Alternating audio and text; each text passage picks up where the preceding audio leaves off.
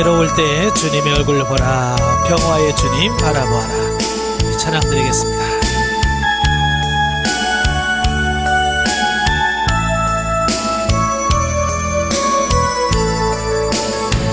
괴로울 때 주님의 얼굴 보라, 평화의 주님 바라보아라. 세상에서 시달린 친구들아, 위로해 주님 바라보아라. 눈을 들어 주를 보라, 내 모든 염려 주께 맡겨라. 슬플 때에 주님의 얼굴 보라, 사랑의 주님 안식 주리라. 힘이 없고 내 마음 연약할 때 능력의 주님 바라보아라. 주의 이름 부르는 모든 자를 힘주시고 늘 지켜주시리. 눈을 들어 주를 보라, 내 모든 염려 주께 맡겨라. 슬플 때에 주님의 얼굴 보라, 사랑의 주님 안식 주리라. 아멘. 기도하겠습니다. 은혜로우신 아버지 감사합니다. 오늘도 우리를 사랑하셔서 귀한 훈련의 장소로 인도하시고 베드로전서의 말씀을 같이 상고할 수 있도록 은혜 주셔서 감사합니다. 오늘도 말씀은 날때 성령께서 우리 지각을 열어주셔서 알게 하시고 생각나게 하시고 깨닫게 하옵소서. 시종을 맡겨오며 예수님의 이름으로 감사하며 기도합나이다. 아멘. 예, 이 시간에 우리 교재 37페이지를 보시면 베드로전서의 서론적 이해가 나오게 되어집니다. 교재 37페이지. 베드로전서의 그 제목은 그 원문에 보면 페트루 알파라는 말이 됩니다. 페트루라는 페드로라는 말이 쓰이고 알파라는 것은 첫 번째라는 말이에요. 그러니까 베드로가 보낸 첫 번째 편지다, 그런 의미입니다. 자, 이것이 영어 성경으로 번역이 되면서 베드로의 첫 공동서신으로 이렇게 붙여졌고요. 자, 우리 한글 성경에는 베드로전서라고 하는 제목이 붙어졌지요. 자, 저자는 본서가 베드로가 본서의 저자라는 사실은 그 역사적으로 통상적으로 받아들여 왔어요. 그런데 이제 19세기 초반에 들어 몇몇 비평학자들은 사도 베드로가 저자가 아니다라고 이렇게 주장을 하기도 했지요. 예, 그러나 베드로에 보면 전체적인 내증과 외증을 거쳐 보면 베드로가 확실하다라고 이렇게 볼 수 있겠죠. 첫 번째 1장 1절에 보면 베드로가 기록했다라고 자기 자신에 대해서 말씀하지요. 예? 예수 그리스도의 사도 베드로는 이란 말씀을 하고 있고요. 또 그 전체적인 내용이 사도행전 2장 또 10장 이렇게 나오는 그 베드로의 설교와 매우 유사해요, 내용이. 예, 그래서 베드로가 확실하다라고 이렇게 볼 수 있고요. 자, 외적 증거로는 그 폴리갑이라든지 이레니우스, 알렉산드리아, 클레멘트, 또 터툴리안 같은 초대교회 교부들이 이 베드로전서를 베드로가 기록했다라고 이렇게 외증을 하고 있죠. 그 밑에 이제 38페이지 보면 본서 저자인 베드로, 이제 베드로에 대해서 소개를 하고 있죠. 이제 베드로에 대해서는 너무 잘 알고 있기 때문에 자, 이 부분은 읽어보시면 되겠고요. 자, 맨 밑에 보면 전생에 의하면 베드로는 AD 68년경 네로 황제의 박해 때에 로마에서 십자가형을 받아서 순교한 것으로 지금 전승에 내려오고 있어요. 아마 이 내용을 아마 코바디스라는 영화를 보신 분들은 이해할 거예요. 코바디스라는 영화에 아주 자세하게 나와 있지요. 39페이지에 보시면 기록 연대와 장소. 본서의 기록 연대는 본서를 기록한 장소가 어디냐에 따라서 좀 달라져요. 자, 5장 13절에 보면 본서를 바벨론에서 기록했다라고 이렇게 말씀하는데, 자, 여기서 말하는 바벨론이 과연 어디냐라고 하는 부분이죠. 예, 그래서 여러 가지로 이제 견해가 있어요. 자, 첫 번째 견해는 문자적으로 해석해서 메소포타미아 바벨론으로 보는 견해를 취하고 있는 분이 계셔요. 칼빈이라든지 알포드라고 하는 분은 그렇게 보고 있는데요. 자, 이 견해는 그 바벨론으로 포로로 끌려가죠. BC 586년. 예, 바로 그때에 바벨론에 수많은 유대인들이 갔지요. 예, 그 다음에 이제 538년 9년에 칙령이 내리죠. 파사왕 고레스가 유대인들은 본국으로 돌아가라, 그리고 성전을 짓고 하나님께 예배를 드려라 라고 하는 칙령을 내려요. 그때에 그 끌려간 많은 유대인들이 대다수가 돌아오지 않아요. 겨우 1차 포로 귀환 때에 약 5만 명 정도밖에 귀환을 안 합니다. 이게 대다수의 유대인들이 여전히 거기에 남아 있었다고 하는 거죠. 예, 그러다가 베드로가 그곳에 와서 전도를 했다라고 이제 추측을 하고 있습니다. 예, 그러나 도마가 바벨론에 가서 전도했다는 그 전설은 있지만 베드로가 그쪽 지역에 가서 교회를 세웠거나 전도했다는 언급이 없어요. 예, 그러니까 이 신빙성이 많이 떨어지죠. 자, 두 번째로는 애굽의 칸 도시라고 보는 견해가 있어요. 자, 이 견해에 의하면 바벨론은 카이로의 옛 이름이었다라고 할 수 있죠. 자, 그러나 별다른 관심을 갖지 못해요. 자, 그 다음에 세 번째가 로마의 상징적 별명으로 보는 견해입니다.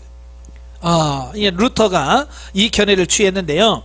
자, 대부분의 학자들이 주장하는 견해로 베드로가 그의 말년을 로마에서 보냈다는 수많은 전설과 부합된다는 점과 또 베드로의 믿음의 아들이었던 마가가 바울이 로마에 있을 때와 같이 있었다는 점, 그리고 바벨론이 1세기 유대인과 그리스도인 사회에서 로마에 대한 상징적 칭호로 사용되었다는 점 등을 미뤄볼 때에 가장 타당한 견해로 볼 수 있다.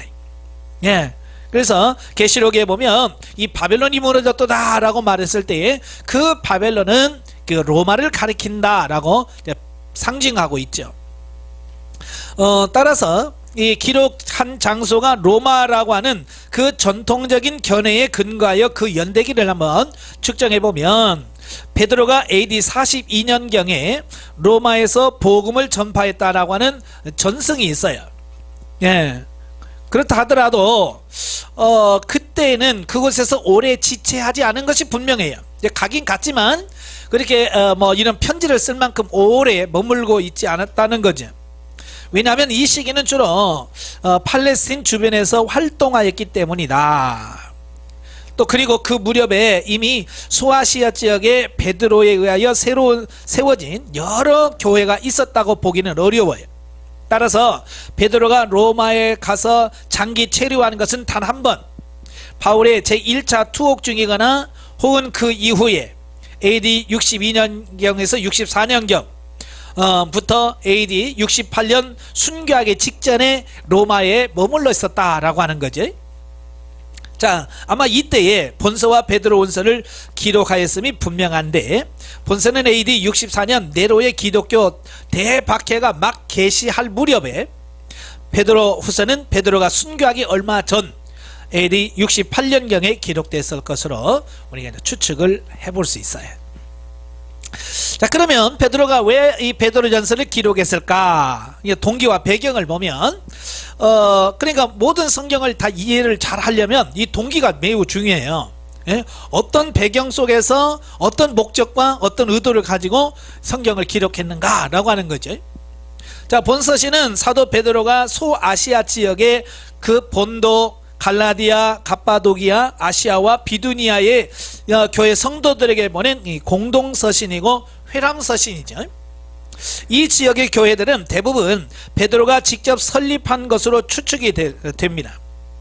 자, 교회 구성원은 그 지역의 디아스포라, 유대인 출신 성도들은 물론이고 이방인 출신 성도들도 상당수 포함하고 있었고요.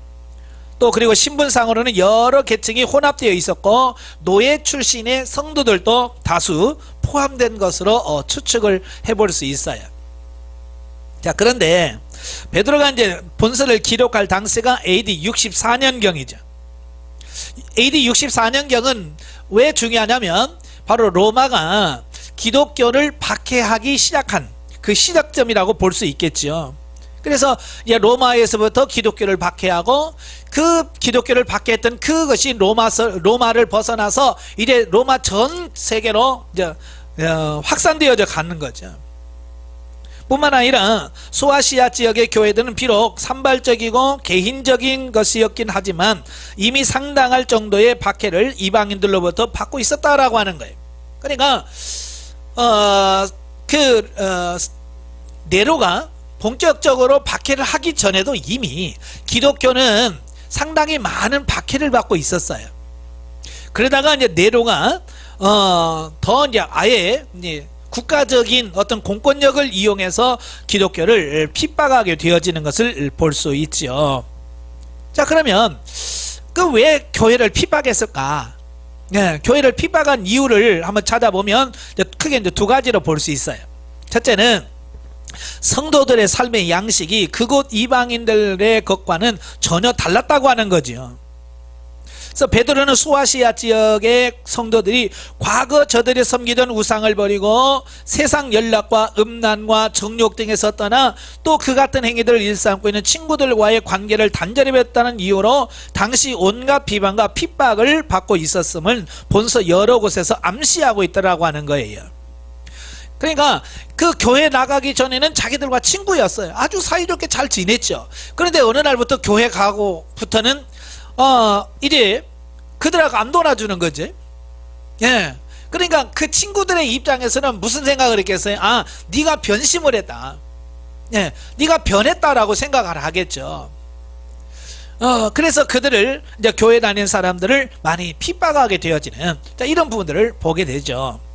자, 이 부분은 이제 외적인 경우라고 한다면, 두 번째는 구약 시대에서 신약 시대로 갓 이전된 과도기에서 아직 성도의 신앙생활과 관련된 많은 문제들에 대하여 신학적인 정립이 제대로 이루어지지 않고 있던 당시 소아시아 교회 성도들이 정부와 또 신분상 성전인 이방인들과의 관계에 있어서 많은 갈등을 일으키고 있었다라고 하는 것을 보게 됩니다. 이건 이제 교회의 내적인 문제라고 볼 수 있겠어요. 그러니까 이제 교회가 이제 성장해 가면서 이제 과도기적인 갈등이라고 볼 수 있겠죠. 예. 기독교가 이제 막 생성이 되어서 이런 막 부흥하고 있지만 아직 교리적인 부분이나 이런 부분에서 굉장히 아직 정립이 안 된 상태라 그 말이에요. 그러니까 성도들도 혼란스러울 수밖에 없는 거죠. 특히 이제 교회와 정부와의 갈등. 특히 이제 그때는 다 로마의 지배를 받고 있는 그런 속국이잖아요. 그러니까 로마에다 세금을 내는 문제라든지 이게 과연 세금을 내는 게 옳으냐 안 내야 되느냐라고 하는 어떤 그런 교회 안에서의 갈등이 있었고, 또 교회 안에 아까도 그랬죠, 상당수의 노예 출신의 성도들이 교회 안에 들어왔다고 그랬잖아요. 그러니까 이제 노예들이 교회 와 보니까 우린 다 같은 형제라라고 이제 이런 형제 의식이 생기니까 주인, 그러니까 상전을 예전처럼 그렇게 섬기지 않고 뭐 같이 교회 다니니까, 예, 그래서 상전에 대하여 옛날만큼 그렇게 충성을 하지 않는 어떤 이런 부분이 생긴단 말이에요. 그러니까 이제 그런 부분에 갈등이 생기겠죠. 너 옛날 너 왜 그래? 교회 다니는 뭐 이상해졌다라고 하면서 핍박을 받을 수밖에 없겠죠. 그래서 사도 바울은 그리스도인이라는 이유로 부당하게 받는 당시 여러 가지 고난뿐만 아니라 로마시에서 시행된 네로 기독교 대박해와 같은 극심한 고난이 언제 소아시아 지역에도 밀어닥칠지 모르는 위기 상황에 처해 있는 소아시아의 성도들을 위로하고 격려하기 위하여 본서를 집필하게 되었다라고 하는 거예요. 그러니까 로마는 지금 막 박해가 시작이 돼서 엄청나게 뭐 순교를 당하고 그런 순간인데, 아직 이 소아시아까지는 아직 그런 영향력이 미치지 않아요. 그런데 사도 베드로가 보니까 금방 거기에도 이런 핍박이 영향이 갈 거라고 하는 거예요. 그러니까 미리 그들에게 편지를 써서 그들에게 영적으로 깨어있어 준비하도록 하려고 하는 어떤 의도가 담겨져 있더라라고 하는 거죠. 자, 그래서 베드로는 본서에서 그리스도의 구속의 은혜로 말미암는 구원의 교리를 다시 한번 상기시킴으로써 성도의 믿음을 견고히 하고, 또 그리스도께서 의인으로서 불의한 자를 대신하여 받으신 그 고통의 십자가의 고난을 상기시킴으로써 이를 본받아 고난을 인내하며 끝까지 성결한 삶과 선행과 또 성도 간의 형제 사랑을 실천할 것을 권면하고 있다라고 하는 거예요. 예, 그러니까 어려워지면 사람들이 어떻게 하겠어요? 예, 떠날 생각을 하게 되고 어떻게 편해질 생각을 하잖아요. 자, 그럴 때에 너희가 어떻게 은혜를 받았냐, 어떻게 구원을 받았느냐, 예수님이 너희를 얼마만큼 사랑했느냐, 이것을 강조함을 통해서 주님이 우리를 이만큼 사랑하셨는데 우리가 예수님을 부인하면 안 되지. 예, 그래서 그 신앙을 바르게 세워질 목적으로 본서를 기록했다라고 하는 거예요. 또한 베드로는 비단 초대교회의 당시의 성도들뿐만 아니라 비록 양상은 다르지만 종말이 가까울수록 더욱 자주 여러 형태의 고난에 직면하게 되는 현대의 성도들에게도 위로와 권면을 주고자 하는 동일한 동기하에 본서를 기록했다라고 하는 거예요. 그러니까 예수 믿으면 고난은 항상 있었어요.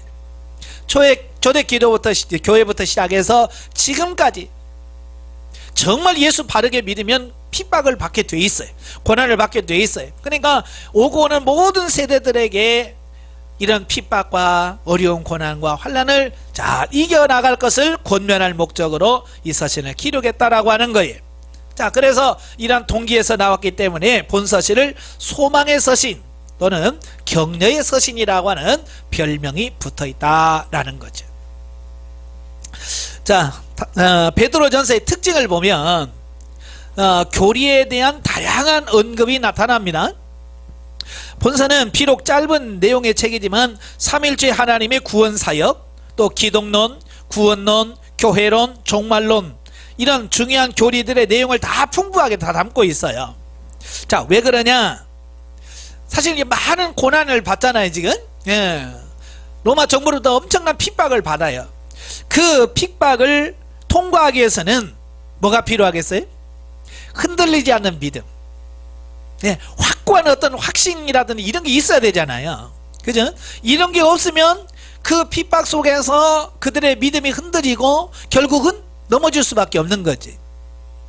그래서 사도 베드로가 이 교리적인 부분을 확고하게 그들에게 심어주기 위한 과정으로 이 교리에 대한 말씀을 많이 해요. 지금 신천지가 난리를 치고 있잖아요. 그래서 총회에서 계속 공문 오는 게 뭐냐면 교회에서 교리 교육을 시켜라. 예, 교리 교육을 정확하게 시켜야 성도들이 신천지라든지 이단에 넘어가지 않는다라고 하는 거예요. 그러니까 성도들이 이런 내가 믿는 도리, 내가 믿는 교리가 뭔지를 정확하게 인식을 해야 이단에 넘어가지 않아요. 근데 성도들은 또 교리하면 또 딱딱하게 생각하고요, 어렵다고 생각하고요. 예? 그래요. 그래서 교리 교육을 잘 안 받아요. 그러다 보니까 확고한 믿음 위에 서지 않는 거예요. 자, 그래서 베드로전서는 바로 이런 교리적인 부분들을 많이 다루고 있다는 거고요. 두 번째, 소망의 서신이다. 그래서 본서는 박해를 당하고 있는 소아시아 지역의 성도들에게 고난을 믿음으로 인내할 때 주어지는 천국 영광의 상급에 대하여 언급함으로써 위로와 소망을 주고 있다. 그래요. 현실에는 지금 힘들어. 그러나 우리에게는 천국에 대한 소망이 있다라고 하는 거예요. 그래서 소망을 갖고 살아야 된다라고 하는 것을 강조하고요. 세 번째로, 이제 구약 예언이 다른 서신에 비해서 많이 언급이 되어지고 있어요. 자, 이는 본서의 저자가 유대인인 사도 베드로이기 때문에 갖는 특징이다. 그죠? 자, 유대인들은 어렸을 때부터 구약 성경에 대해서는 철저하게 교육을 받아요. 그러니까 구약 성경에 대해서는 너무나도 잘 알고 있는 거죠. 자, 그렇기 때문에 구약을, 자기가 알고 있는 구약 성경을 많이 인용했을 가능성이 있는 거죠. 그래서 베드로는 본서에서 구약 예언을 인용함에 있어서 구약 예언이 예수 그리스도에 의하여 완전히 성취되었다는 사실을 강조하고 있을 뿐만 아니라 구약 말씀을 매우 적절하게 인용하여 자신의 강조점을 드러내고 있으며, 또한 구약의 진리들을 그리스도 안에서 새롭게 해석하고 있다라고 하는 것을 보게 됩니다. 그러니까 구약이라고 하는 것은 물론 하나님의 말씀입니다만은 계시발전사적으로 보면 그 구약은 영적 비유요, 모형과 그림자라고 하는 거예요. 그러니까 구약을 문자로만 이해를 하면 성경에서 말씀하려고 하는 하나님의 뜻을 정확하게 이해할 수가 없어요. 네, 그게 히브리서에서 분명히 말씀하고 있잖아요. 그래서 영적인 이런 부분은 예수 그리스도를 통하여 재해석을 해야 돼요. 성막도 그렇고 제사도 그렇고 안식일도 그렇고 모든 것을 예수 그리스도로 재해석을 해야 바로 이 시대에 하나님을 바르게 섬길 수 있는 거예요. 그래서 사도 베드로가 바로 그런 부분들을 강조하는 이유가 바로 거기 있는 거예요. 그냥 구약을 인용하되 그냥 이용하지 않고 예수 그리스도를 통해서 재해석을 해준다는 거죠. 네 번째로는 저자는 회화적인 표현 방법을 사용함으로써 전하고자 하는 교훈들을 더욱 선명하게 드러낸다. 예를 들어 살펴보기를, 또 막으시는, 가리우는데 갑옷을 삼으라, 허리를 동이라, 우는 사자같이.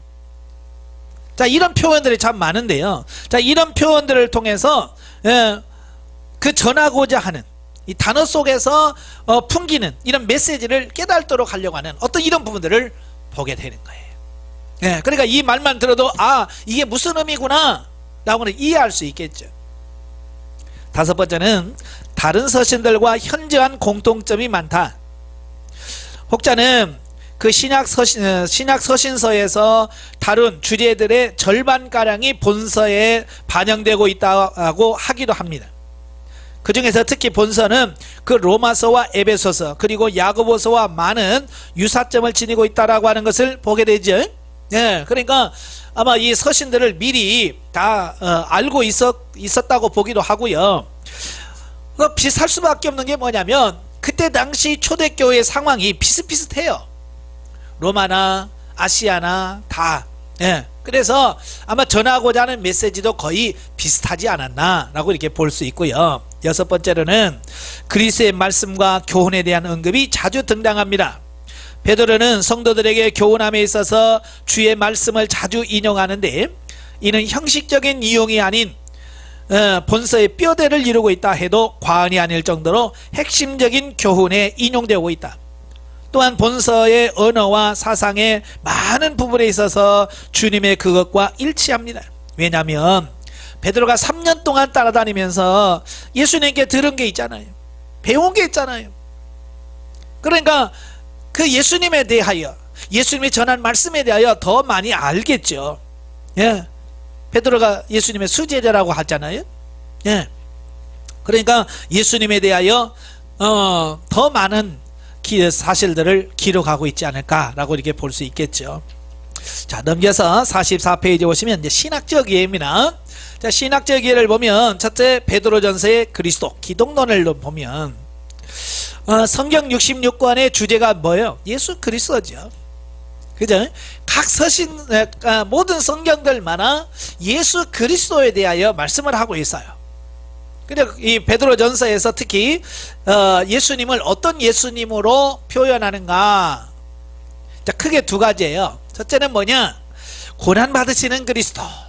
고난 받으시는 그리스도. 예수 그리스도께서는 전혀 죄를 범치 아니하시고 그 입에 괴사도 없으셨으나 세상 사람들에게서 욕을 받으시고 채찍에 맞으시며 끝내는 십자가에 달려 죽임을 당하셨다. 이렇게 예수님께서 고난을 받으신 것은 당신이 무능해서거나 또는 다른 누군가가 억울하게 강요해서가 아니라 당신이 수차례 직접 언급하신 바와 같이 택한 우리 죄인들을 대속하기 위해 자진해서 받으신 것이다 라고 하는 거예요. 그러니까 예수님의 고난은 우리가 받는 고난과 다르다 그 말이에요. 우리는 우리가 죄를 지어서 우리가 잘못해서 받는 고난이에요. 그러나 예수님의 고난은 뭐예요?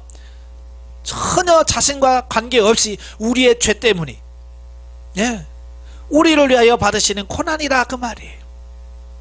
얼마나 본인의 입장에서는 억울하겠어요. 그죠? 내 잘못으로 고난을 받으면 뭐 그래 늦으니까 하면서 넘어갈 수 있겠지만, 순전히 자기 죄와는 상관없이 백성들의 죄 때문에 고난을 받으면 얼마나 서로 속상하겠어. 근데 예수님은 한 번도 내가 너 때문에 너희들 때문에 속상해, 너희 죄를 지고 가는 게 억울해라고 하신 적이 없어요. 왜요? 예수님은 그걸 위해서 오셨기 때문에 그런 거거든요. 예, 바로 이 점을 말씀하려고 하는 거야. 분명하게 억울할 수 있는데 고난 중에 억울해하지 않아. 지금 이 상황이 어떤 상황이라고 그랬어요? 지금 로마에 의하여 엄청난 핍박과 고난을 받고 있을 때라고 그랬잖아요.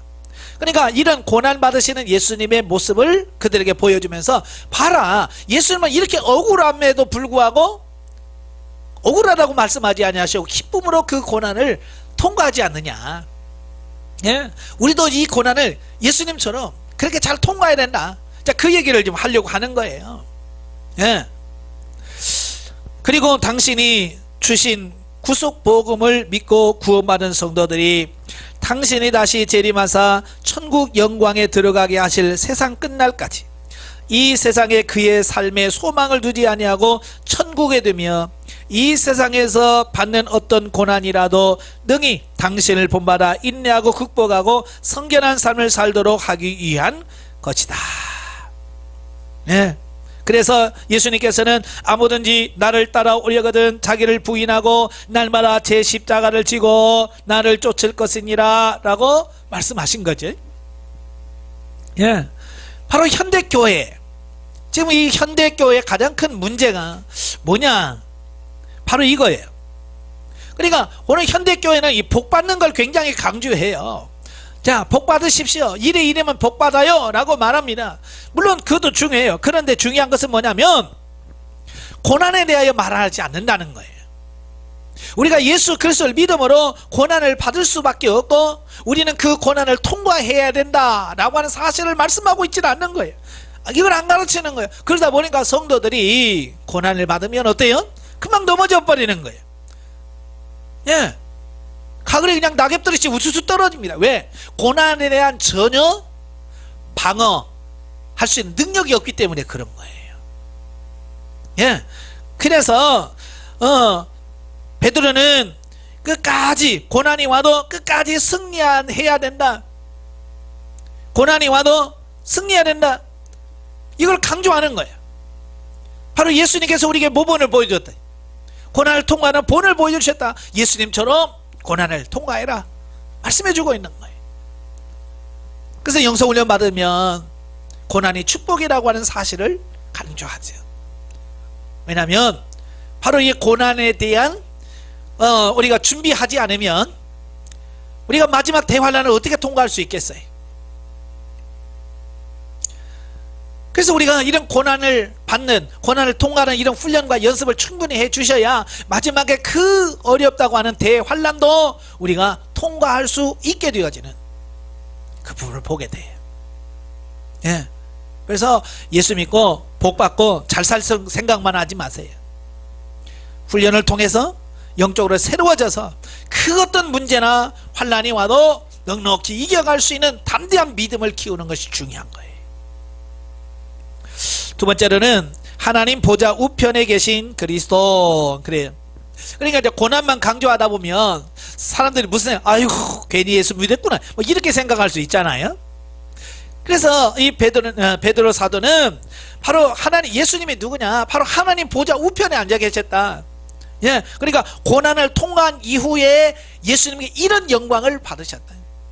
그러니까 우리도 이런 고난을 통과하면 예수님이 받으셨던 그 영광도 우리가 받을 수 있다라는 얘기를 하고 있는 거예요. 자, 본절에서 베드로는 이 세상에서 고난받으신 그리스도의 모습과 함께 부활 승천하사 하나님 우편에 큰 권세와 능력을 가지시고 계신 예수님의 모습도 동일하게 강조를 합니다. 왜냐? 이는 결국 성도들에게 구원을 주신 그리스도께서는 장차 성도들을 핍박하는 세상과 죄악을 심판하러 오실 권능의 심판자이시며 또 당신을 믿음으로 기꺼이 고난을 인내로 견디며 천국을 소망하며 사는 성도들에게는 능히 천국 영광을 주실 거라고 하는 소망의 주이심을 보여주기 위함이다. 그러니까 우리는 고난을 받아도 소망이 있는 거예요. 왜? 이 고난을 통과하면 바로 예수님이 주셨던, 예수님 받으셨던 그 영광도 우리가 같이 취할 수 있다라고 하는 확신이 있기 때문에 그런 거죠. 예. 자, 두 번째, 베드로전서의 신학적 주제. 본서는 이미 앞에서 이제 수차례 밝혔던 바와 같이 당시에 산발적으로 여러 양태의 박해를 받고 있었고요. AD 64년 네로가 로마시의 기독교인들에게 행하였던 것과 같은 로마 제국에 대한 제국의 대대적인 박해가 언제 불어닥칠지 모르는 급박한 상황에 처해 있던 소아시아 지역의 교회 성도들에게 위로와 격려를 주기 위하여 베드로가 보낸 서신이다. 예.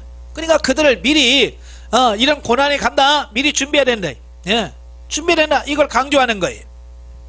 이러한 본서의 가장 기본적인 대주제는 성도의 생존을 위협하는 세상 사람들의 핍박으로 말미암는 고난 속에서 성도는 자신이 어떤 존재인가 하는 성도의 정체성에 대한 바른 인식과 그리스도의 구속복음으로 말미암는 구원의 확신 위에서 고난을 인내해야 된다는 것을 가르칩니다. 예, 그러니까 내가 누구냐를 정확하게 알아야 돼. 나는 본래 죄인이었지만 예수 그리스도의 은혜로 내가 구원받아 이제 하늘의 소망을 준 하나님의 자녀라는 거예요. 구원받은 하나님의 자녀라는 이런 신분적인 확신을 가졌을 때에 이 고난을 넉넉히 이겨갈 수 있는 그 원동력, 힘이 된다는 거죠. 예. 우리도 마찬가지. 구원에 대한 확신이 없는 사람들은 어때요? 예. 이단이 와서 속닥이면 다 넘어갈 수밖에 없죠. 왜? 확신이 없기 때문에. 그리고 이에 더 나아가 고난 속에서도 오히려 선행과 성결로 바른 신앙생활을 영위해야 한다는 것이다. 예. 다시 말하면 고난 중에서 그냥 동굴 속에 숨어서 그 핍박이 지나가기만을 기다리는 어떤 그런 소극적인 자세가 아니라 그런 고난을 받음에도 불구하고 도리어 선행과 거룩함을 유지하라 라고 하는 말씀을 하고 있는 거예요. 그러니까 적극적으로 실천하는 그런 삶을 살아야 된다라는 것을 말씀해 주고 있어요. 자, 이런 대주제하에서 기본 주제를 살펴보면 첫째는 자, 성도란, 자, 우리가 이제 교회 안에서 이게 부를 때 서로 이제 성도라고 이제 부르잖아요. 자, 성도라고 하는 것은 하나님에 의하여 사단의 수하에 있는 세상의 불신자들과 특별히 구별된 자들로서 천국을 본향 삼아 이 땅에서 나그네로 사는 자들을 성도다라고 말합니다. 따라서 교회의 삶의 양식은 이 세상 사람들의 패역한 그것과는 다른 거룩한 것이야 하며 삶의 지향점 또한 이 세상이 아닌 천국을 향하여 있어야 된다라고 하는 거예요. 그러니까 우리가 성도라고 하면 불신자들과 달라야 된다는 얘기예요. 우리가 예수 믿는다 그러면서 불신자들과 삶과 똑같다고 한다면, 우리의 사고 가치관이 그들과 똑같다면 뭐가 우리를 이 거룩이라는 것은 구별됐다는 말이죠. 세상 사람들과 뭐가 구별된다는 얘기입니까? 그들과 똑같이 산다면 이 거룩한 삶이 안 되겠죠. 예. 그래서 우리는 가치관이 변화가 돼야 되고 사고가 바뀌어서 우리가 정말 하나님이 원하시는 삶으로 살아들이고 우리 삶이 변화되는 그런 삶을 가져와야 되겠죠. 예, 왜냐하면 우리의 목적지는 세상이 아니잖아요. 우리가 예수 믿고 이 땅에서 잘 먹고 잘 살자, 그것 때문에 예수 믿는 게 아니잖아요. 우리의 소원은 하나님의 나라, 천국에 있어요. 천국. 그래서 우리는 천국을 소망하는 자이기 때문에 천국에 들어갈 수 있는 준비를 하는 거예요. 오늘 저와 여러분들이 해야 되는 게 바로 그거예요. 두 번째로는 성도는 이 세상에서 그리스도의 이름으로 받는 고난을 인내로 극복할 뿐만 아니라 오히려 그것을 믿음을 연단하는 성화의 방편으로 삼아야 한다. 그리스도께서 의인으로서 우리 죄인들을 구속하시기 위하여 십자가 고난까지 받으신 것은 그리스도로 말미암아 구원받은 성도들이 그를 본받아 그의 거룩함에 동참할 뿐만 아니라 그를 닮은 성화된 모습으로 천국 영광에로 함께 들어가도록 하기 위한 것이다 라고 하는 거예요. 그러니까 하나님께서 왜 믿는 자들에게, 성도들에게 고난을 주시냐면 우리가 이 땅에서 변화되어서 변화되어서 성화되어서 영원한 천국에 들어가도록 하시려고 하는 하나님의 의도라 그 말이에요. 예. 그러니까 우리가 받는 고난은 그냥 애매한 고난이 아니에요. 이런 분명한 목적을 가지고 있는 변화라 그 말이에요. 고난이라 그 말이에요. 그러니까 고난을 많이 통과할수록 우리는 거룩해질 수 있는 거예요. 마치 금광에서 광산에서 금이 들어있는 그 뭐 돌 이런 걸 캐오잖아요. 예, 금광에서 그냥 100% 24K를 가져오는 게 아니잖아요. 금이 섞여 있는 돌, 흙 같은 걸 가져와서 용광로에 녹여서 금을 빼내는 거지. 예, 그런 작업을 해야 돼. 그러니까 불 속에 들어가서 녹고 하는 과정들을 거쳐. 그래서 수없이 들어가고 걸러지고 들어가고 걸러지는 과정을 거쳐서 비로소 24K가 되는 거예요. 바로 하나님이 우리의 믿음을 그와 같이 정금 같은 신앙으로 우리를 만드시게 하여 고난을 허락하시더라라고 하는 거예요.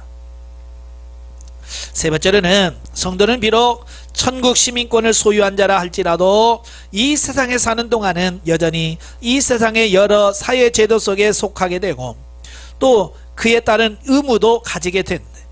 따라서 성도는 국가 이정자에 대하여 마땅히 순종해야 될 것이고 또 신분상으로 상전되는 자들에게 복종해야 할 것이고 또 사회의 가장 작은 단위인 가정 속에서도 그 의무와 책임을 온전히 수행하며 어떠한 방식으로든지 사회 속에서 관계를 맺게 되는 모든 사람들에 대하여 선을 행해야 된다라고 하는 거예요.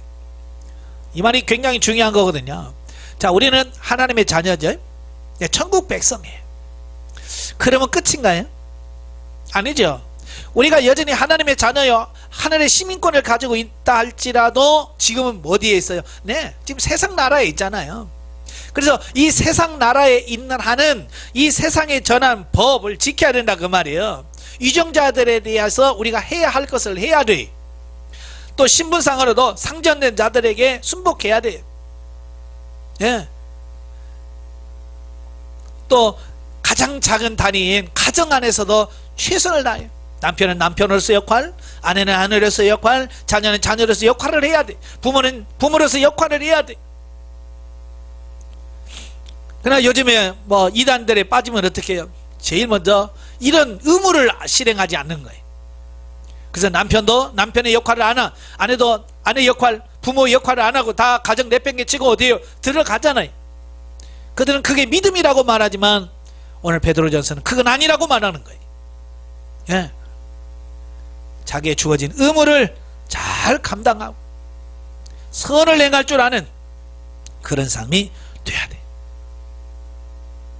네 번째로 그리스도께서 원수까지도 사랑하라고 하신 것처럼 성도는 자신을 핍박하는 악한 자들에게 악으로 맞서지 말고 선으로 대하여야 된다라고 말씀하고 있는 거예요. 예, 자칫 잘못하면 바로 이제 우리 핍박하는 자들과 맞서서 대결을 하기 쉬워요. 그런데 사도 베드로는 선으로서 악을 이기라 라고 말을 해요. 선이라고 하는 것은 뭡니까? 삶 속에서 예수 그리스도의 향기를 풍기는 거예요. 하나님 말씀대로 사는 삶을 말하는 거예요. 그 삶을 통해서 승리해라 그 말이에요. 다섯 번째, 말세가 다가와 세상 사람들의 핍박이 더 커질수록 성도들 간에는 더 깊은 사랑과 긍휼로 그 결속을 돈독히 하여야 한다.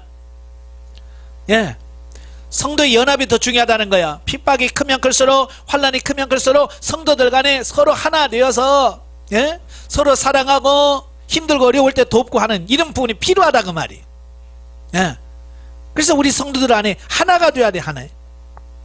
그리고 교회 공동체의 질서 유지와 화평을 위하여 성도 개개인은 맡은 바 자신의 직분에 충실하는 삶을 살아야 된다라고 말씀하고 있는 거예요. 그러니까 교회에서 하나 되려면 어떻게 해야 돼요? 예, 교회에서 자기가 맡은 일 잘해야 되는 거예요. 구역장이면 구역장으로서, 교사는 교사로서, 성가대는 성가대로서 자기의 맡겨진 임무를, 일을 잘 감당하는 거예요.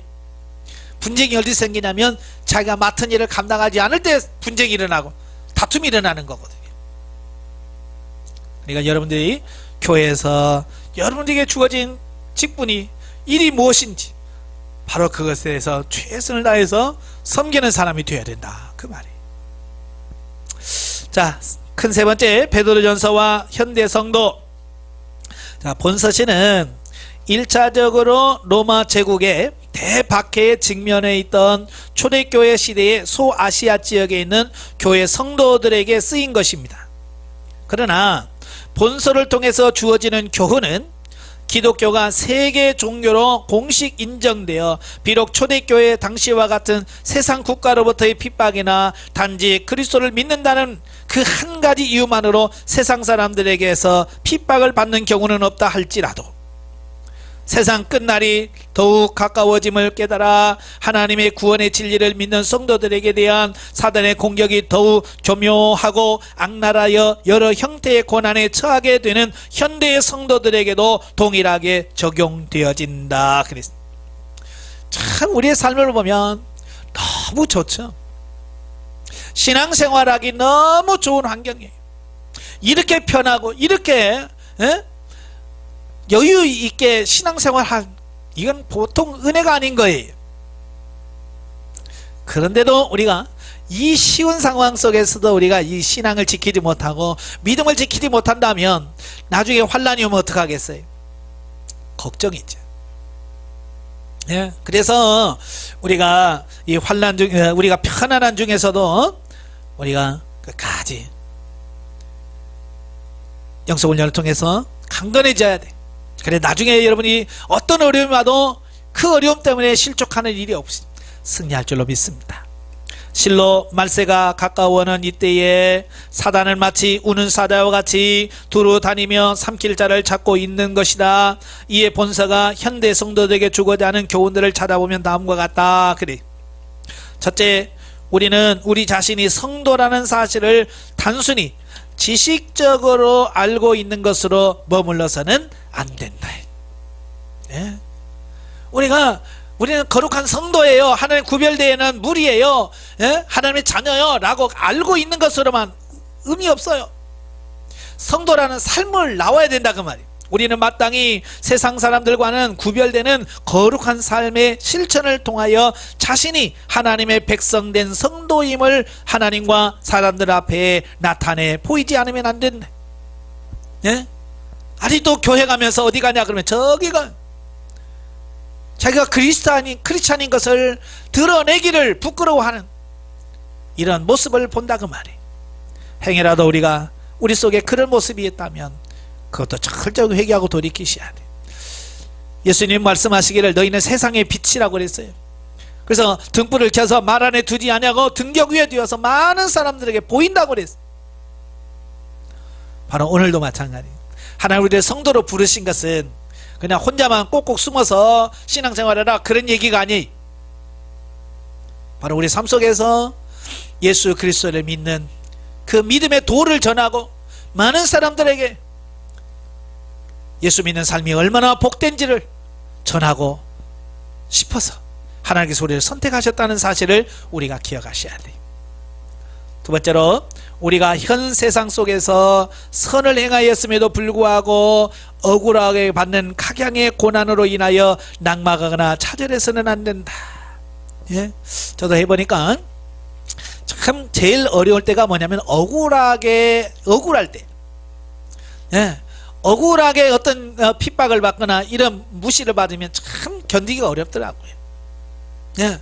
그러나 그런 고난을 당할지라도 우리가 우리 신앙의 본분을 잘 지켜야 된다, 그 말이에요.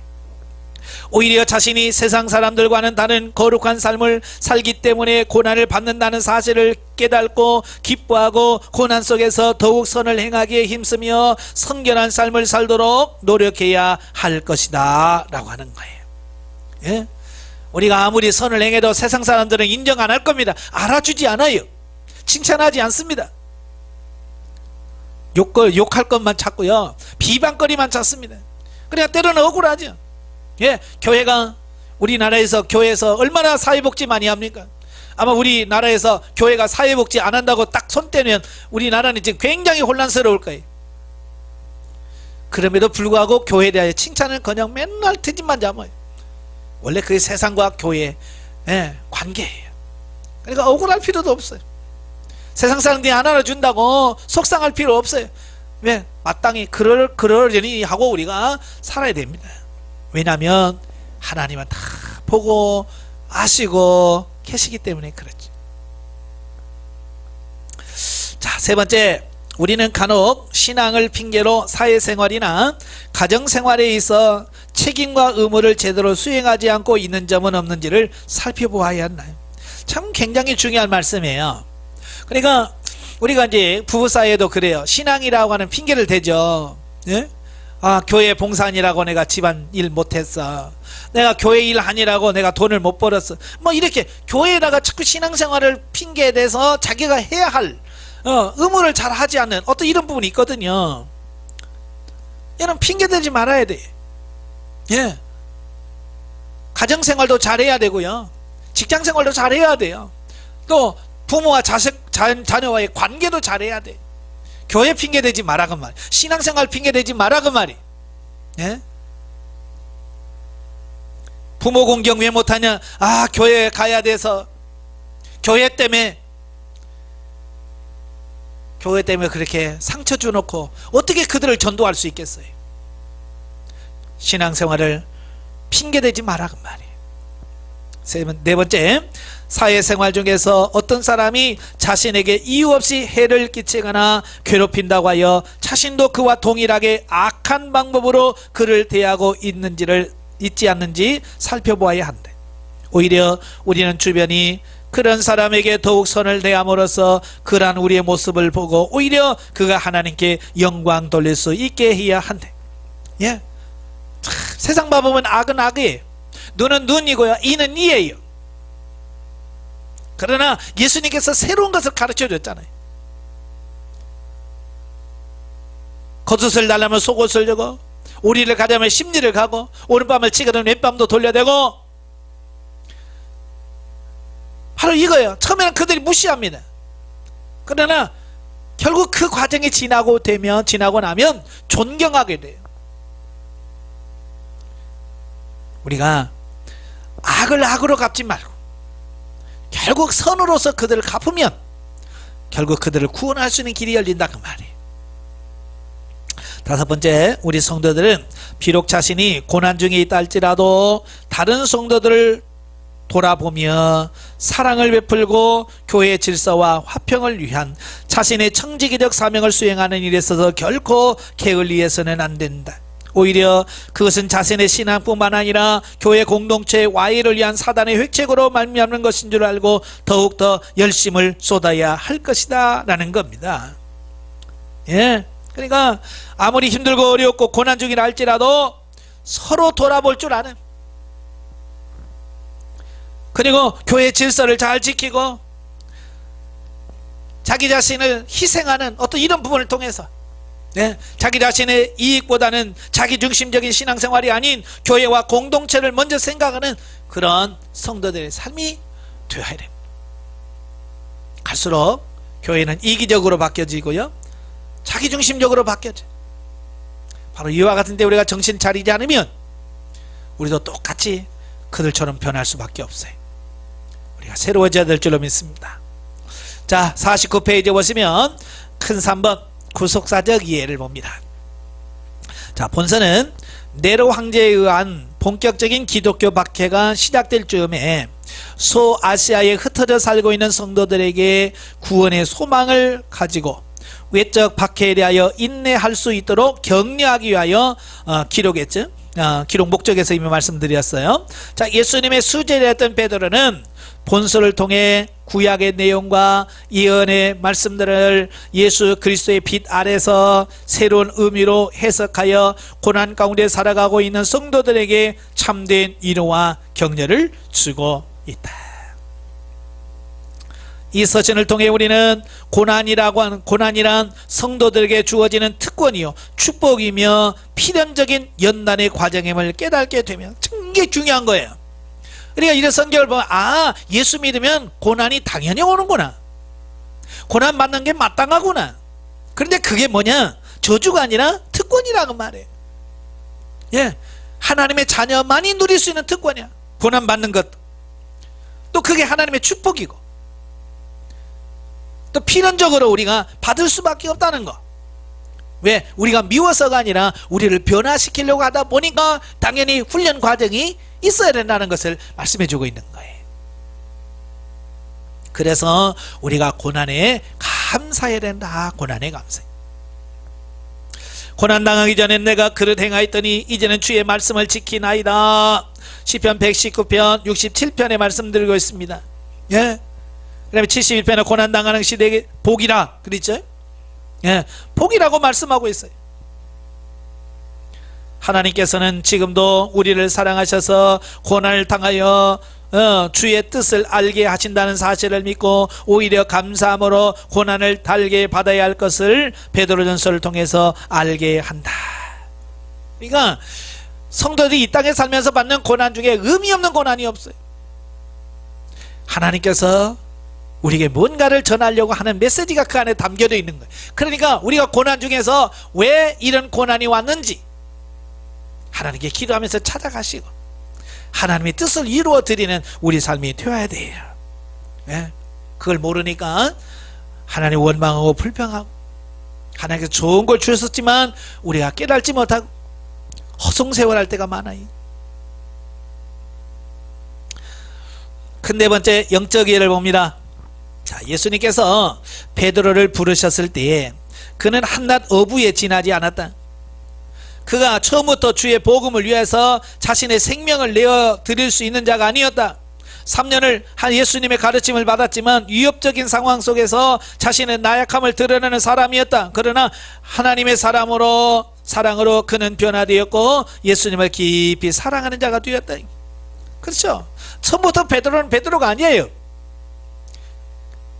그는 예수님이 예언하신 대로 예수님을 모른다고 3번씩이나 부인했던 사람이에요. 어찌 보면 사도로서의 자격이 없는 사람이에요. 그럼에도 불구하고 하나님은 그를 변화시켰고 새롭게 만드셔서 귀한 일꾼을 세우신 것을 보게 돼요. 성도의 궁극적인 신앙의 목표는 베드로와 같이 하나님을 사랑하고 그리스도를 본받아 사는 것이다. 예, 굉장히 중요한 거예요. 이게 우리 영성의 목표가 돼야 돼. 내가 지금 신앙생활하는 목표, 영적인 생활하는 목표가 바로 이거야 돼. 본서를 통해서 하나님께 한 영혼을 변화시키어 하나님께 영광이 되고 영원한 기업을 이을 주인공이 되도록 예비하시고 이끌어가신 과정을 보면서 이와 같은 사랑으로 모든 성도를 이끌어가고 변화시키시는 하나님의 뜻을 살펴볼 수가 있다. 베드로는 극악한 핍박의 상황 가운데서 두려움과 고통 속에서 소망이 없는 성도들에게 구원받은 하나님의 자녀로서 오직 영원히 썩지 않고 쇠하지 않은 하늘에만 소망을 두어야 함을 강조합니다. 이 땅에 소망을 두면 고난 못 통과합니다.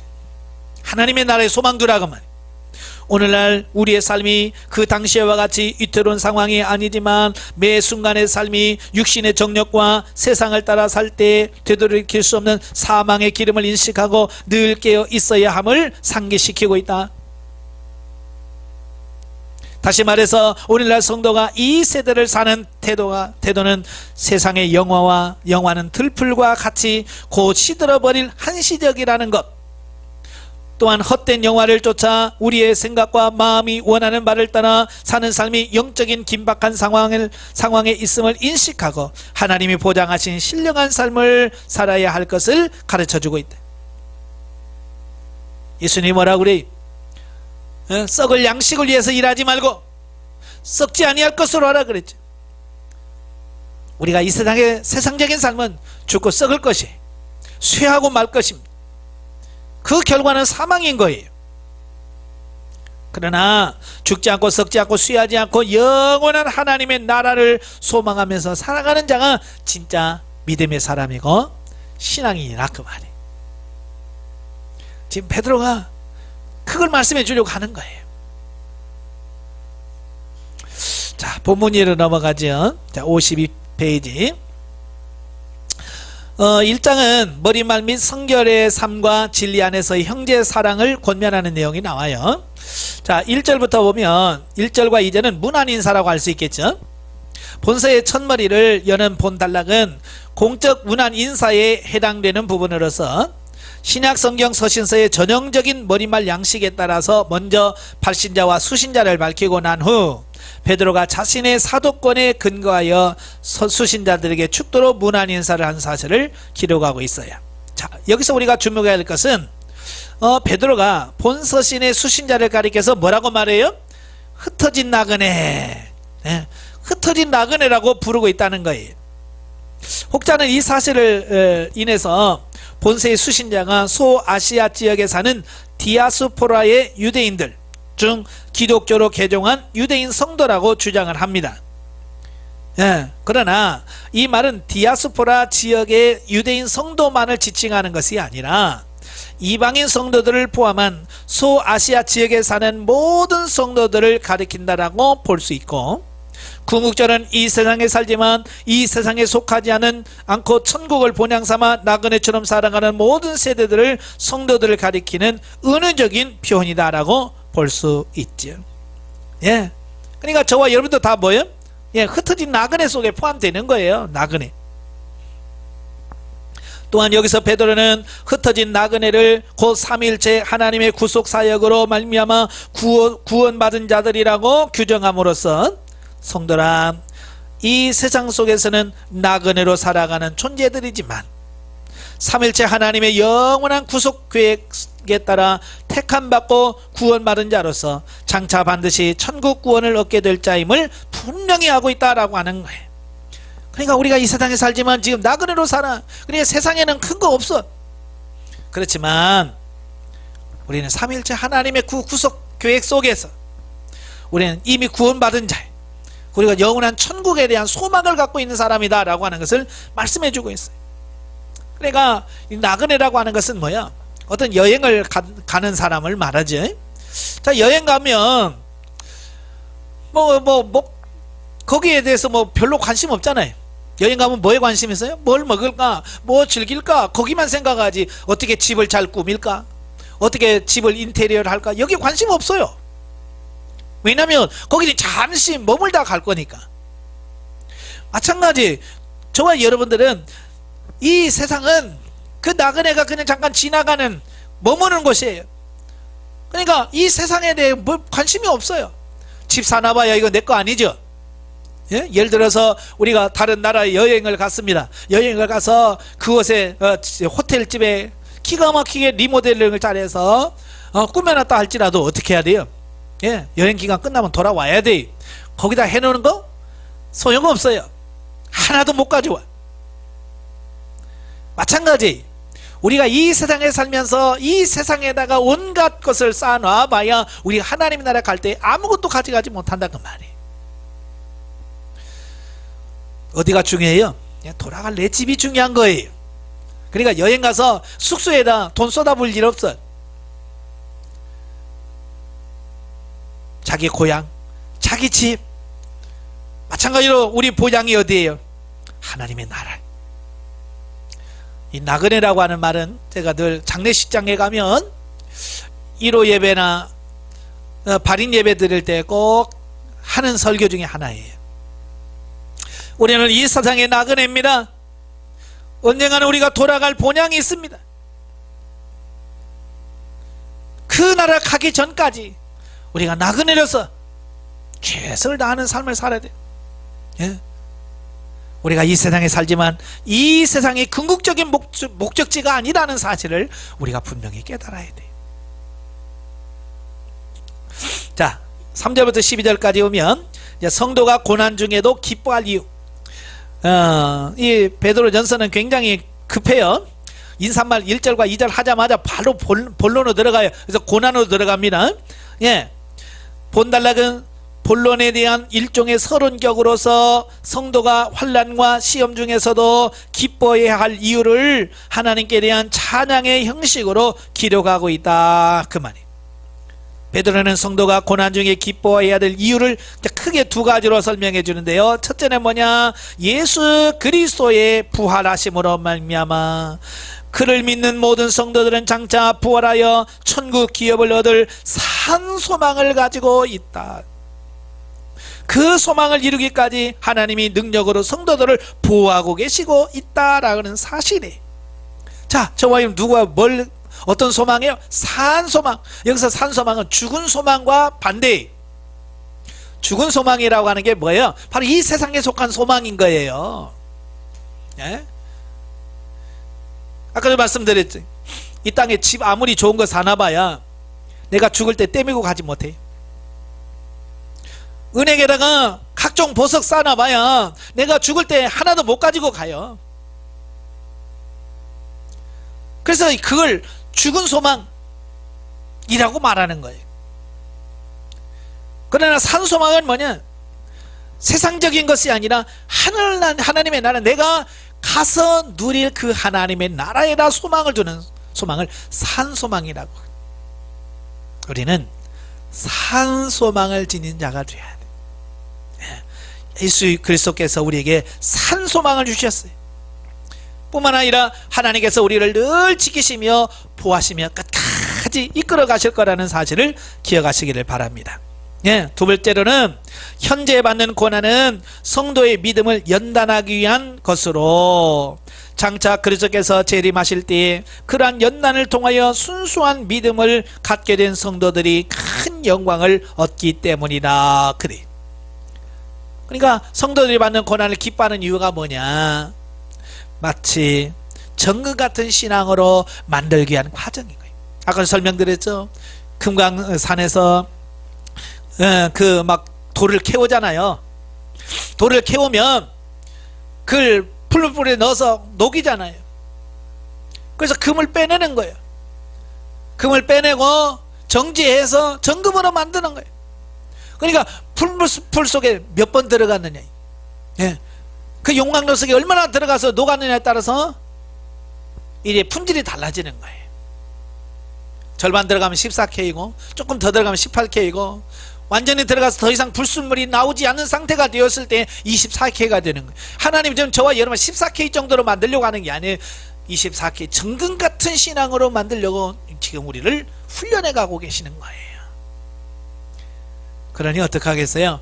이 고난을 감사하면서 기뻐하면서 잘 통과할 수 있는 우리가 되어야 되겠죠. 예. 이어서 베드로는 시험과 환난 중에 있는 성도가 어떻게 천국 구원을 확신할 수 있는가를 논합니다. 그들이 과거에 본 적도 없는 예수를 현재 사랑하고 있다는 것과 아직까지 예수님께서 재림하시지도 않으셨으므로 눈으로 보지 못하였으면서도 예수님을 믿고 있다는 사실이 바로 그러한 천국 구원에 대한 확신의 근거다 그랬어요. 예, 너희가 어떻게 천국에 갈 수 있느냐? 어떻게 확신할 수 있어? 예, 보지 않고 우리가 예수님 믿잖아요. 그죠? 예수님 본 사람 아무도 없어. 근데 예수를 믿어. 또 다시 오실 예수 그리스도의 재림을, 우리는 아직 예수님이 안 오셨지만 그 재림하실 예수님을 바라보면서 우리가 소망 가운데 살아간다고 말이에요. 바로 예수님의 재림과 구원을 믿는다고 하는 것은 바로 우리가 구원에 대한 확신을 가진 자, 구원에 대한 확신을 우리에게 준다는 것을 말씀해 주고 있는 거예요. 자, 이러한 확신을 가진 자는 그 믿음대로 반드시 천국 구원을 얻게 될 것이다 라고 말씀해 주고 있어요. 천국은 다른 걸로 가는 게 아니라 믿음으로 가는 거예요. 자, 마지막으로 베드로는 이상에서 말씀한 바와 같이 그리스도의 복음으로 말미암는 성도들의 구원에 관한 사실은 이미 구약시대의 선지자들이 성령의 계시를 받아 증거한 것으로 참되고 확실한 것이라고 강조하고 있다라고 하는 거예요. 그러니까 예수 그리스도를 통해서 구원하신다고 하는 것은 그냥 어느 순간에 주어진 게 아니고 이미 구약의 많은 선지자들이 바로 그걸 예언해 주고 있다는 거예요. 그러니까 구약 성경 전 구약 성경이 뭐야? 오실 메시아를 얘기하고 있잖아요. 창세기에서부터 시작을 해서 다시 오실 예수 그리스도, 우리를 구원하실 예수 그리스도에 대하여 말씀하고 있다는 거예요. 그러니까 우리가 신앙생활 잘하고 하나님 잘 믿으면 우리는 반드시 구원을 받을 수 있다라고 하는 확신을 갖기를 바랍니다. 예, 이러한 본문은 본서 본문에서 직접적으로 AD 64년 네로 황제의 기독교에 대한 대박해를 기점으로 로마 제국 전역으로 확산되어 가고 있는 기독교에 대한 로마 제국의 박해에 대비하여, 그리고 궁극적으로는 말세에 거세게 일어날 성도에 대한 이 세상 사람들의 핍박에 대비하여 고난 중에도 그리스도 안에서 천국 구원의 소망을 가지고 인내하며 성결한 삶을 살 것에 대한 세부 교훈을 주기에 앞서 서론격으로 주어졌다라고 하는 거예요. 예? 그러니까 이 베드로전서는 그때 당시 베드로가 사역하는 그때 당시 시대에 합당한 말씀이에요. 예? 고난 중에는 성도들에게 그들에게 맞추어서 맞게 주어진 말씀이에요. 그런데 그때만 맞느냐? 아니란 말이에요. 요한계시록 보면 7년 대환란이 있어요. 예. 이 환란을 통과하는 자가 구원을 받는 거거든요. 그러니까 지금 우리가 이런 고난을 받으면서 그 최후의 마지막 대환란을 통과할 수 있는 준비가 되어 있지 않는다면 마지막에 우리가 승리할 수가 없어요. 예. 그래서 우리가 지금 훈련을 해야 되는 거예요. 고난받는 훈련, 통과하는 훈련을 해야 돼. 그래야 나중에 그 대환란이 와도 우리가 평소에 받은 훈련을 통해서 넉넉히 이겨갈 수 있는 거예요. 제가 훈련소에서 들었던 말이 지금도 기억이 나요. 훈련 받을 때의 땀 한 방울이 전쟁 시에 피 한 방울이다. 예. 그러니까 훈련 받을 때 힘들지만 땀 흘려서 훈련을 받으면 그게 뭐냐, 결국은 전쟁터에서 자기 생명을 구원할 수 있는, 살릴 수 있는 길이라는 거예요. 오늘 우리가 신앙생활하면서 많은 고난을 받지만 그 고난을 잘 통과해야만 우리가 영원한 구원을 받을 수 있다는 확신을 갖기를 바래요. 자, 13절에서 25절까지 오면 이제 성결한 삶과 형제 사랑에 대한 권면이 나와요. 자, 본단락에서 베드로는 성도들의 개인 신앙생활과 사회생활에 관해 교훈을 주고 있는데, 그 첫 번째 교훈으로는 그리스도를 알기 이전과 이후를 대조하면서 성도들에게 하나님과의 관계에서 성결한 삶을 살 것을 추구하고 있습니다. 예, 우리는 세상 믿지 않는 사람과 똑같아서는 안 돼. 구별돼야 돼. 뭔가 달라져야 돼. 그런데 성도가 성결한 삶을 살아야 하는 이유, 왜 구별돼야 되나? 라고 하는 거지. 첫째는 죄인들을 이 세상에서 구별하여 구원하신 하나님이 거룩하신 분이기 때문에 그래. 그러니까 출애굽기 레위기에 보면 그렇잖아요. 내가 거룩하니 너희도 거룩하라 그랬죠. 예, 우리를 구원하신 그분이 거룩한 분이에요. 그래서 우리가 그분을 닮아가서 우리가 거룩해질 수밖에 없는 거예요. 두 번째로는 하나님이 마지막 때에 그 행위대로 심판하실 것이기 때문이다. 그는 굉장히 중요한 말씀이에요. 우리가 이 세상을 살면 결국 하나님 앞에 가서 우리가 이 세상에서 어떻게 살았냐에 따라서 심판을 받게 된다 그 말이에요. 그래서 우리가 이 세상에서 잘 살아야 돼. 이 세상에서 변화돼야 돼. 그래야 하나님 앞에서도 우리가 바르게 설 수 있어요. 마리아 심판대 앞에 우리가 부끄럽게 서 있으면 안 되잖아요. 두 번째로는 그리스도께서 성도들을 과거 조상 때부터 행하여 오던 망령된 행실에서 구원하셨으므로 다시 그 망령된 행실로 돌아가지 말고 오직 하나님께 믿음과 소망을 두고 이 세상에서는 나그네로 살아야 할 것을 권면하고 있다 그 말이에요. 그러니까 여기서 베드로는 성도는 이 세상 속에서 고난 중에 나그네와 같은 살아가는 존재들이지만 그럼에도 불구하고 그러한 고난에 굴복하여 세상과 타협하고 죄악된 옛생활로 돌아갈 것이 아니라 세상 사람들과 구별된 거룩한 삶으로 천국 소망을 향해 나아가는 나그네로 살 것을 촉구하고 있다라고 하는 것을 보게 돼요. 예. 다시 말하면 우리가 구원받아서 하나님의 자녀 옛생활로 돌아가면 안 된다 그 말이. 불신자 때의 삶으로 돌아가면 안 된다 그 말이. 우리가 하나님께서 430년 동안 종살이하는 이스라엘 백성들을 애굽에서 구원해냈잖아요. 예. 그래서 가나안 땅으로 이끌어 가려고 할 때 이스라엘 백성들이 끄떡하면 뭐라고 그랬어요? 다시 애굽으로 돌아가겠다고 난리잖아요. 돌아갔어요? 못 돌아갔어요? 예, 한번 나온 그들은 못 갑니다. 자꾸 애굽으로 돌아가려고 하니까 결국은 광야에서 다 죽잖아요. 오늘 우리도 마찬가지예요. 이건 하나의 비유예요. 우리가 하나님의 나라의 소망을 두고 열심히 달려가야지 자꾸 이스라엘 백성처럼 애굽으로 다시 옛생활로 돌아가려고 하고 옛날로 돌아가려고 하면 죽는다 그 말이. 예? 우리가 살 수 있는 길은 어때요? 열심히 달려가는 길이에요. 예? 살고자 하면 죽고 죽고자 하면 사는 거예요. 끝으로 베드로는 모든 성도들에게 그리스도 안에서 한 형제로서 함께 그리스도의 복음의 진리에 순종하며 거짓 없는 사랑으로 서로 뜨겁게 교제할 것을 권면하고 있습니다. 여러분, 형제 사랑은 신구약 성경의 핵심 메시지죠. 예. 말세가 가까울수록요 사랑하기가 너무 힘들어져요. 왜냐하면 사랑이 식어진다 그랬어요. 사랑이 식어져. 그래서 사랑할 수 없는, 그럼에도 불구하고 어때요? 열심히 사랑하라고 하는 거예요. 예, 그래서 여기서 베드로는 모든 성도는 오직 예수 그리스도의 복음의 진리에 순종할 때만이 참 형제가 될 수 있음을 특별히 강조하고 있다. 예, 형제가 되는 비결을 뭐냐? 진리 안에서, 진리, 복음의 진리 안에서 순종할 때만이 참 형제가 될 수 있다는 거예요. 그러니까 무조건 형제 사랑이라니까 다 좋아, 다 좋아, 다 와. 그래서 무조건 좋아가 아니란 말이. 진리 안에서. 왜냐하면 이 시대는 거짓 사랑이 너무 많아. 동성애하는 사람도 뭐요? 자기 딴에는 뭐요? 사랑이라고 얘기해. 그러나 그 진리적인 사랑이 아니잖아요. 불륜하는 사람도 마찬가지. 자기는 사랑하기 때문에 한다고 그래. 그러나 성경에서 진리가 아니잖아요. 진리가. 우리가 진리적 하나님의 말씀 안에서 사랑이 중요한 거예요. 진리적인. 그래야 하나님 앞에 인정받을 수 있는 거지. 아무리 사랑을 해도 진리 밖에서는 의미가 없어요.